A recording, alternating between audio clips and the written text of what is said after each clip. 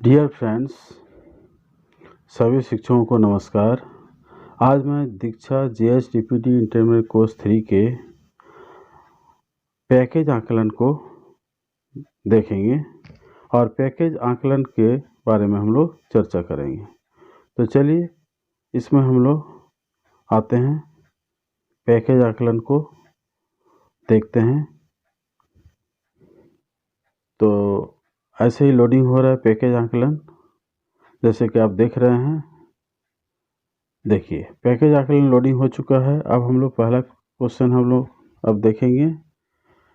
तो इस प्रश्न में दिया गया है कि एक केक के 18/45 तथा 6/10 दो भाग किए गए हैं। आपको सबसे बड़ा भाग लेना है, तो आप कौन सा भाग को चयन करेंगे? तो देखिए ये गणित का प्रश्न है, इसलिए इसको हम लोग थोड़ा हल करके देखेंगे। 18/45 और 6/10 अगर हम चाहते हैं तो इस तरह से कोना कोनी गुना करेंगे। ऐसे 18 को 10 से गुना करेंगे बाएं तरफ, क्योंकि इसको नंबर 1 मान रहे हैं, और इसके गुणनफल को हम लोग बाएं तरफ लिखेंगे, और इधर 45 गुना 6 को दाहिने तरफ लिखेंगे। अब 18 गुना 10 क्या होता है? 180 होता है।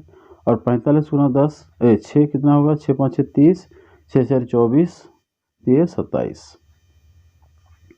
तो इधर आ रहा है 270। तो अब देखिए 180 और 270 में कौन बड़ा है?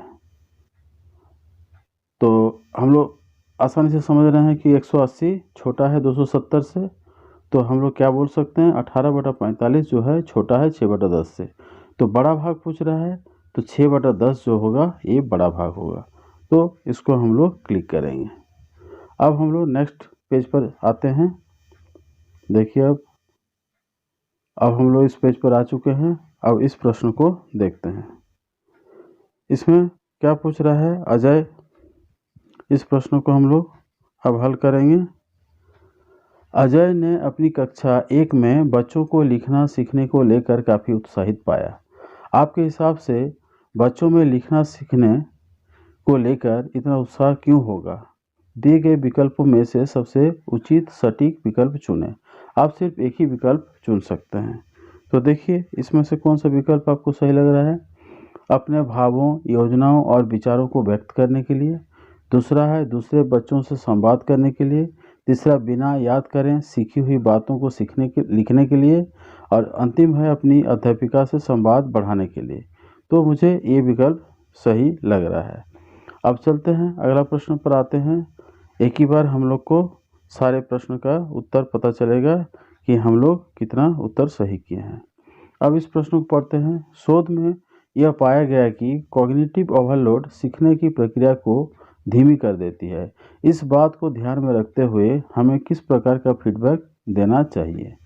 पहला है किन्हीं 2-3 बिंदुओं को चुनकर उन पर फीडबैक देना चाहिए। दूसरा है उन मुख्य बिंदुओं पर फीडबैक दें जिनका सीखने के उद्देश्य से सीधा संबंध हो।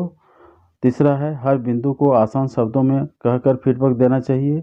अंतिम है प्रत्येक बिंदु पर विस्तार से फीडबैक देना चाहिए। तो ये विकल्प, दूसरा विकल्प ज़्यादा सही लग रहा है। उन मुख्य बिंदुओं पर फीडबैक दें जिनका सीखने के उद्देश्य से सीधा संबंध हो। अब हम अगला प्रश्न पर चलते हैं। इस प्रश्न को आप देखेंगे। अपनी कक्षा में, इसको पूरा निकालते हैं। अपनी कक्षा में बच्चों को चित्रकारी करते हुए एकता जी ने यह समझा कि चित्रकारी करना लिखना सीखने के लिए एक महत्वपूर्ण चरण है।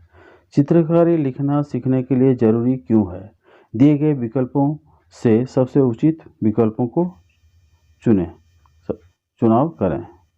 तो देखिए चित्रकारी करने से बच्चों के मोटर कौशल विकसित होते हैं। सही बात है। चित्रकारी बच्चों के लिए अपने भावों और विचारों को व्यक्त करने का अहम तरीका है। ये भी सही है, ताकि बच्चे समझ पाए, बिंदुओं और लकीरों से खुद को व्यक्त कर सकते हैं। ये सारे विकल्प सही लगते हैं। देखिए 4 प्रश्न था, चारों प्रश्न हम लोग कर लिए। अब इसको सबमिट करते हैं। चारों प्रश्न हो चुका है। अब सबमिट करके देखते हैं हमें कितना अंक प्राप्त हुआ। देखिए इसमें 4 अंक, चारों में 4 अंक प्राप्त हुआ है, यानी 4/4। तो सारे प्रश्न सही है। तो इस तरह से हम लोग यह टॉपिक समाप्त किए। अब आप इसे तैयार करें। धन्यवाद।